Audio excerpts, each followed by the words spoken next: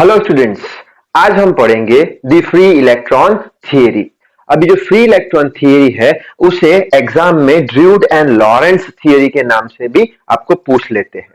और ये जो थियरी है 2 बार 7 मार्क्स में पूछा गया है, जनवरी 2019 और 2020 में। So I hope you are ready with your pen and paper. So without wasting much time, let us start this video.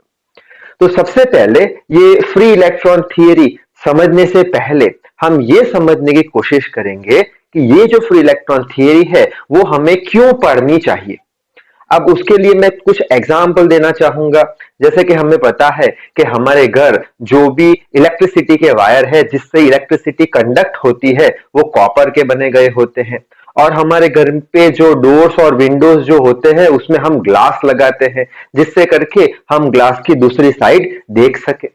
तो क्वेश्चन ये आता है कि हम डोर्स और विंडो जो है उसमें जो ग्लास लगाते हैं उसकी जगह क्या हम कॉपर लगा सकते हैं, या फिर जो इलेक्ट्रिसिटी कंडक्ट जो वायर से होती है वो जो कॉपर के वायर होते हैं उसकी जगह क्या हम ग्लास के वायर लगा सकते हैं? नहीं लगा सकते। दूसरा क्वेश्चन ये आता है कि कुछ ऐसे मटेरियल है जिसे हम मैग्नेट बना सकते हैं, जैसे कि सिलिकॉन है, कोबाल्ट है, जिसे हम मैग्नेट बना सकते हैं, लेकिन है रबर है, प्लास्टिक है, ग्लास है, उसे तो हम मैग्नेट नहीं बना सकते हैं। तो ऐसी कौन सी चीज है जो मटेरियल को मैग्नेट बना देती है? और अगर एक बात और करूं तो सेमीकंडक्टर नाम का एक मटेरियल आता है जिसकी कंडक्टिविटी हमें पता है कि कंडक्टर से थोड़ी कम होती है और इंसुलेटर से थोड़ी ज्यादा होती है। तो अब ऐसी कौन सी चीज है जो सेमीकंडक्टर को इस तरीके से अलग बिहेवियर देती है? तो ये सारी जो क्वेश्चंस है हमारे वो यहां पे मैंने बोर्ड पे लिखे रखे हैं। क्या लिखा है मैंने? What makes the material electrically so active, जैसे कि कॉपर। अब कॉपर इलेक्ट्रिकली एक्टिव क्यों है इतना ज्यादा, किसने बनाया, कौन सी प्रॉपर्टी ने इसको ऐसे बनाया। नेक्स्ट है what makes the material to show their optical properties, जैसे कि ग्लास। अब ग्लास के पास ही क्यों ऑप्टिकल प्रॉपर्टी है, कॉपर के पास क्यों नहीं है। नेक्स्ट है what makes the material magnetically so active, जैसे कि सिलिकॉन एंड कोबाल्ट। अब यही मटेरियल के पास क्यों इसकी मैग्नेटिकल प्रॉपर्टी है, दूसरे कोई मटेरियल के पास क्यों नहीं है। और लास्ट सेमीकंडक्टर की बात करें तो what makes the material to behave differently, जैसे कि सेमीकंडक्टर बिहेव्स डिफरेंटली, यानी कैसे उसकी कंडक्टिविटी जो है कंडक्टर से कम और इंसुलेटर से ज्यादा है। तो ये जो सारे क्वेश्चन है उसका आंसर हमें फ्री इलेक्ट्रॉन थियरी देती है। यानी कि जो फ्री इलेक्ट्रॉन थियरी है उसका एम क्या है, उसका उसका मेन टारगेट क्या है, क्या समझाना चाहती है? To explain all properties of metal. Metal की जितनी भी प्रॉपर्टी है जैसे कि electrical property, optical property, magnetic property, thermal property वगैरह वगैरह, तो ये सारी जो मेटल की प्रॉपर्टी है वो फ्री इलेक्ट्रॉन थियरी हमें समझा देती है। इसलिए हमें ये फ्री इलेक्ट्रॉन थियरी पढ़ना बहुत ही जरूरी है। अभी जो फ्री इलेक्ट्रॉन थियरी है ये थियरी कुछ एक दिन में नहीं बनी, ये डिफरेंट डिफरेंट स्टेजेस में डेवलप होती रही। तो हम ये जो फ्री इलेक्ट्रॉन थियरी है जिसके 3 स्टेजेस है वो हम स्टेप बाय स्टेप पढ़ेंगे और आपको एग्जाम में ऐसे ही लिखना है।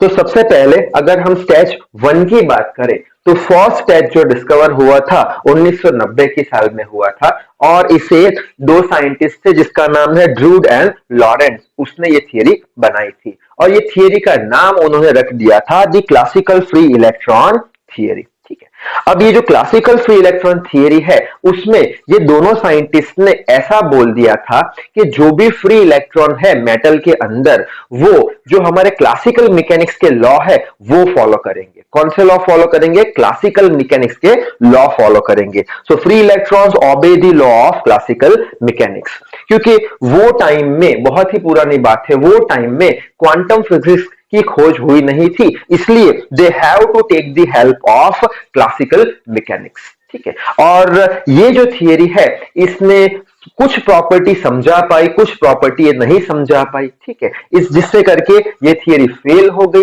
लेकिन इसने अच्छा इनिशिएटिव दे दिया, अच्छी शुरुआत कर ली। तो वही लिखा है good initiative but can not explain all the properties. अब ये थियरी फेल हो गई तो उसके बाद दूसरी एक थियरी आई। अब हम इसे फेल भी नहीं बोल सकते कंप्लीटली, क्योंकि उसने थोड़े सर्टेन इनिशिएटिव दे दिए जिसके बेस पे दूसरी थियरी आई जो कि स्टेज 2 में आई। स्टेज 2 जो है अब इसके 18 साल बाद 1928 में बनी स्टेज 2, जो कि समरफील्ड नाम के एक साइंटिस्ट थे उसने बना दी थी, और उन्होंने अपनी थियरी का नाम रखा था the quantum free electron theory. अब समरफील्ड ने अपनी थियरी में ऐसा बोल दिया था कि जो भी फ्री इलेक्ट्रॉन है वो क्वांटम मैकेनिक्स के लॉ को फॉलो करेंगे।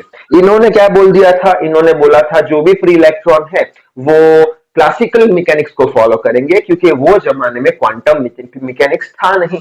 अब क्वांटम मैकेनिक्स आ चुका था, इसलिए समरफील्ड ने बोल दिया कि the free electrons obey the law of quantum mechanics. अब ये जो थियरी थी समरफील्ड की, उन्होंने बहुत सारी प्रॉपर्टी, यानी आप बोल सकते हो सारी की सारी प्रॉपर्टी समझा दी मेटल्स की, लेकिन अप्रोक्सीमेटली समझाई, एग्जैक्टली नहीं, जिससे करके स्टेज 3 बना। तो यहां पे मैंने लिखा है explain all properties of metal but approximately. अब स्टेज 3 जो लास्ट स्टेज था वो उसी साल में 1928 में एक साइंटिस्ट थे ब्लॉच करके, उन्होंने बनाई, और उन्होंने अपनी थियरी का नाम रख लिया दी जोन थियरी या फिर बैंड थियरी ऑफ सॉलिड्स। अब उन्होंने भी अपनी थियरी में यही चीज बोली जो समरफील्ड ने बोली थी, और समरफील्ड ने क्या बोला था कि जो भी फ्री इलेक्ट्रॉन्स है मेटल के अंदर वो कौन से लॉ को फॉलो करते हैं, क्वांटम मैकेनिक्स को फॉलो करते हैं। तो उन्होंने भी यही बात बताई, free electrons obey the law of quantum mechanics. लेकिन उन्होंने एक बहुत ही इंपॉर्टेंट बात बता दी ब्लॉच ने, जिससे करके ये थियरी आगे चल के बहुत ही ज्यादा फेमस हुई। तो वो इंपॉर्टेंट बात कौन सी थी? इंपॉर्टेंट बात ये थी कि जो भी फ्री इलेक्ट्रॉन है मेटल के अंदर, जो भी फ्री इलेक्ट्रॉन है, they are moving in a periodic potential field. कैसे वो मूव करते हैं? पीरियोडिक पोटेंशियल फील्ड में। अब ये जो पीरियोडिक पोटेंशियल फील्ड वाली कहानी है वो हम कोई दूसरे लेक्चर में समझने की कोशिश करेंगे, जिसका नाम होगा क्रॉनिंग पेनी मॉडल। तब हम देखेंगे कि क्या है पीरियोडिक पोटेंशियल फील्ड में कैसे मूव करता है। तो इस सेंटेंस की वजह से ये थियरी बहुत ही ज्यादा पॉपुलर हो गई। अब ये जो फ्री इलेक्ट्रॉन थियरी है, उन्हें ये थियरी ने बहुत सारी चीजें समझाई, जैसे कि इलेक्ट्रिकल कंडक्शन इन मेटल समझाया, ओम्स लॉ को वेरीफाई करके दे दिया, स्पेसिफिक हीट समझाया, ऑप्टिकल प्रॉपर्टी समझाई, मैग्नेटिक प्रॉपर्टी समझाई, वगैरह वगैरह। अब हमारे सिलेबस में तो ये स्टेज 1 ही है, ये हमें डिटेल में एक्सप्लेन करना है, तो एग्जाम में आपको इस तरीके से लिखना है, और बाद में स्टेज 1 के जो पॉस्टुलेट है यानी कि असम्पशंस है वो आपको डिस्क्राइब करने हैं। उसके बाद एडवांटेज और डिसएडवांटेज आप लिखोगे तो आपको 7 मार्क्स मिल जाएंगे। तो आप इसका स्क्रीनशॉट ले लो, जिससे करके हम आगे बढ़े। फर्स्ट पॉस्टुलेट बोल लो या असम्पशन बोल लो, वो क्या है फ्री इलेक्ट्रॉन थियरी का, कि every material is composed with atoms. जितने भी मटेरियल है वो किससे बने गए हैं? एटम से बने गए हैं। यानी कि ये कोई एक मटेरियल बना के रखा है और जिसके अंदर बहुत सारे एटम है। एटम में क्या होता है? एक सेंट्रल कोर होती है जिसे हम न्यूक्लियस बोलते हैं, और उसके आसपास ये सारे जो है इलेक्ट्रॉन फिक्स पाथ पे रिवॉल्व करते रहते हैं, जिसे हम ऑर्बिट बोलते हैं।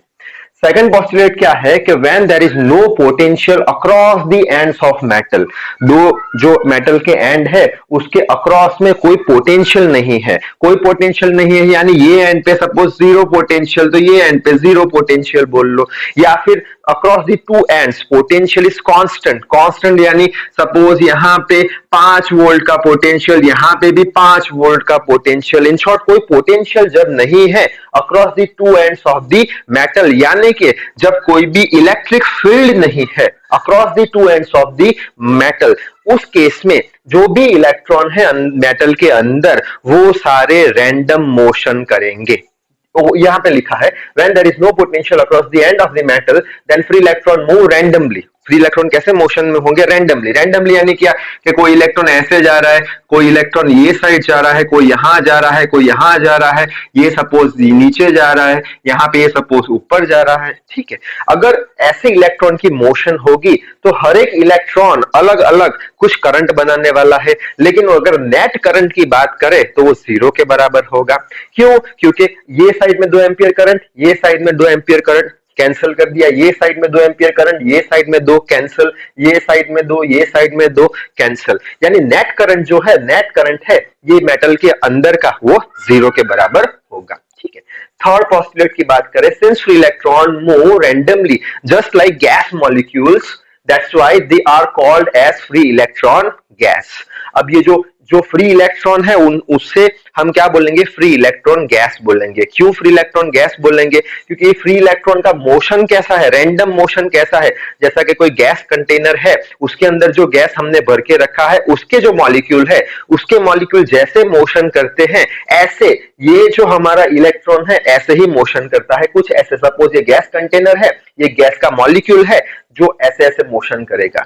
यानी गैस मॉलिक्यूल का मोशन और फ्री इलेक्ट्रॉन का मोशन दोनों एक समान है, इसलिए ये फ्री इलेक्ट्रॉन को हम क्या बोलेंगे, फ्री इलेक्ट्रॉन गैस बोल देंगे। ठीक है, अच्छा, अब फोर्थ असम्पशन क्या है कि ड्रूड और लॉरेंस जो है उन्होंने ऐसा अज्यूम कर दिया कि जो फ्री इलेक्ट्रॉन है वो free electron perform it's random motion. कब वो अपनी रैंडम मोशन करेगा ये फ्री इलेक्ट्रॉन गैस, जब across the two ends of the metal potential is constant या फिर जीरो, या फिर जब इलेक्ट्रिक फील्ड ना हो, तब ये जो फ्री इलेक्ट्रॉन गैस है वो तभी रैंडम मोशन करने वाला है। Drude and Lorentz assume that this free electron gas perform its random motion when potential across two ends of metal is zero। यानी यहाँ पे जीरो, यहाँ पे जीरो, या फिर कांस्टेंट भी बोल लो तो 5 वोल्ट, तभी ये रैंडम मोशन करने वाला है। ठीक है, अब फिफ्थ पोस्टुलेट क्या है कि हमने ये जो रैंडम मोशन होती है फ्री इलेक्ट्रॉन की, उससे उसको किससे कंपेयर कर दिया, उसको हमने गैस मॉलिक्यूल से कंपेयर कर दिया। अब हमें एक थियरी आती थी 11th में, अगर आपको याद हो तो, काइनेटिक गैस थियरी। अब ये काइनेटिक गैस थियरी हम गैस पे अप्लाई करते थे, तो हमें पता है कि ये फ्री इलेक्ट्रॉन की मोशन कैसी है, गैस मॉलिक्यूल के मोशन जैसी। यानी कि अब हम ये फ्री इलेक्ट्रॉन जो है मेटल के अंदर का, उसके ऊपर हम काइनेटिक गैस थियरी भी अप्लाई कर सकते हैं। तो वही लिखा है, here on free electron gas we can apply the kinetic gas theory as free electron performs the random motion just like gas molecule inside the container। ठीक है, अब ये थियरी कौन सी है, उसका इक्वेशन क्या था, kinetic energy is equal to 3/2 kT। अब K क्या था, बोल्ट्जमान कांस्टेंट था, T क्या था, एब्सोल्यूट टेम्परेचर यानी टेम्परेचर इन केल्विन था। अब काइनेटिक एनर्जी तो हमें पता है 1/2 mv², m यानी mass of free electron, v यानी वेलोसिटी ऑफ फ्री इलेक्ट्रॉन। ठीक है, लास्ट पोस्टुलेट क्या बोलता है कि ये जो भी रैंडम मोशन हो रहा है इसके अंदर, ये कंडक्टर के अंदर, तब जो भी फ्री इलेक्ट्रॉन है, फ्री इलेक्ट्रॉन दोनों एक दूसरे के साथ कोलाइड कर सकते हैं, या फिर फ्री इलेक्ट्रॉन ये पॉजिटिव आयन है उसके साथ भी कोलाइड कर सकते हैं, या फिर ये फ्री इलेक्ट्रॉन जो भी ये वॉल है कंडक्टर की उसके साथ भी कोलाइड कर सकता है। और ये जितने भी कोलोजन है, इलेक्ट्रॉन इलेक्ट्रॉन के साथ, इलेक्ट्रॉन आयंस के साथ और इलेक्ट्रॉन वॉल के साथ, जितने भी कोलोजन है, ये कोलोजन को हम बोलेंगे इलास्टिक कोलोजन। ठीक है, अब इलास्टिक कोलोजन यानी क्या, ऐसा collision in which energy is conserved, यानी एनर्जी कंजर्व रहेगी, चेंज नहीं होगी। तो देख लेते हैं, this free electrons collide with each other, also collides with positive ions, also with the walls of metal। All these collisions are elastic in which there is no loss of energy, यानी energy कैसी रहेगी, conserve रहेगी, loss होगा नहीं। Fourth advantage है ये जो theory है उसका कि electrical conductivity and thermal conductivity of metal are explain. दूसरा ये है कि जो ओम्स लॉ है उसे भी ये थियरी ने वेरीफाई कर दिया, यानी अच्छे से समझा दिया। और तीसरा जो है कि that theory explains the optical properties of the metal. अच्छा, अब ड्रॉबैक्स समझते हैं। ड्रॉबैक्स यानी क्या, ये थियरी कौन सी चीजें नहीं समझा पाई, तो ये जो थियरी है वो नहीं समझा पाई specific heat capacity of metal, जिसे हम किलो जूल पर केजी केल्विन में रिप्रेजेंट करते हैं, वो नहीं समझा पाई। दूसरी क्या नहीं समझा पाई, सुपर कंडक्टिविटी प्रॉपर्टी। और क्या है कि जो इलेक्ट्रिकल कंडक्टिविटी होती है सेमीकंडक्टर की, वो भी ये थियरी नहीं समझा पाई। और ये थियरी फोटो इलेक्ट्रिक इफेक्ट है उसे भी नहीं समझा पाई। अब ये थियरी के हिसाब से दूसरा ड्रॉबैक क्या है, उसने बोल दिया कि conductivity is directly proportional to resistivity, लेकिन ये रॉन्ग है। क्यों, हमें पता है कि whatever conductivity is there that is inversely proportional to resistivity. Next है फेल्स टू एक्सप्लेन फेरोमैग्नेटिज्म जा पाई। और लास्ट में क्या है, determines greater value than the experiment value.